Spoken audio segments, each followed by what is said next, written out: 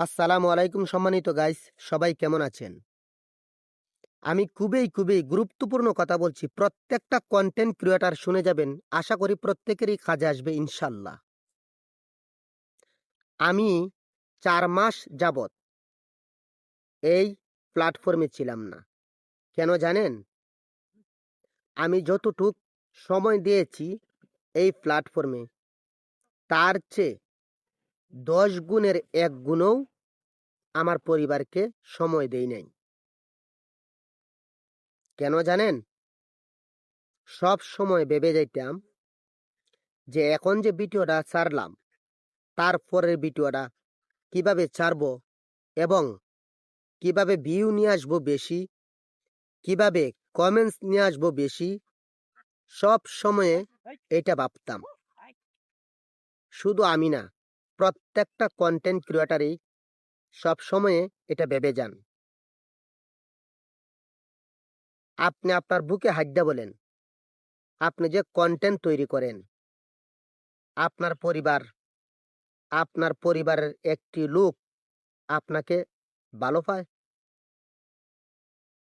প্রত্যেকটা লোকে ভাবে কি খুবই বাজে কাজ। কারণ কেন ভাবে জানেন? কারণ আপনি আপনার পরিবারকে সময় দেন না। আপনি আপনার সন্তানদেরকে সময় দেন না। বেশি সময় দেন মোবাইলের পিছনে।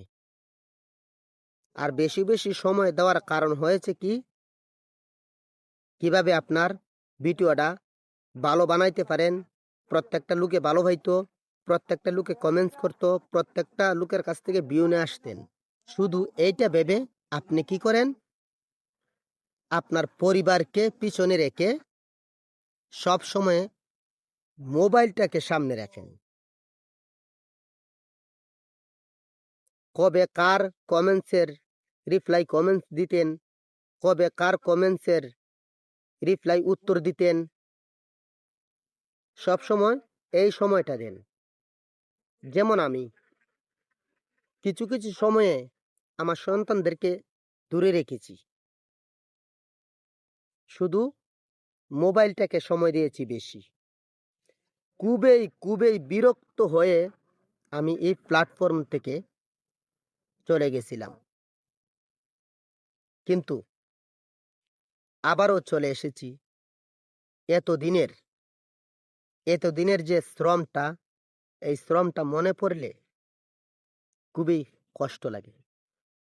আমি এই কথাগুলা বলছি এই জন্যই, প্রত্যেকটা কন্টেন্ট ক্রিয়েটরে বলতেছি, প্রত্যেকে সাপোর্ট করবেন। প্রত্যেকে ভালোবাসা দেন। কারণ আপনি যদি ভালোবাসা একজনের না দেন, তাহলে আপনাকে কি একজনের ভালোবাসা দিবে বলেন?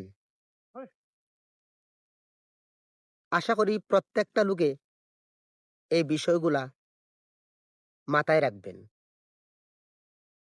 আর প্রত্যেকটা কন্টেন্ট ক্রিয়েটরে সাপোর্ট করবেন।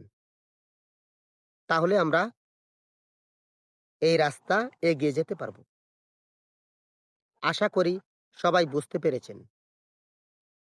সবাই ভালো থাকেন, সুস্থ থাকেন। আল্লাহ হাফেজ।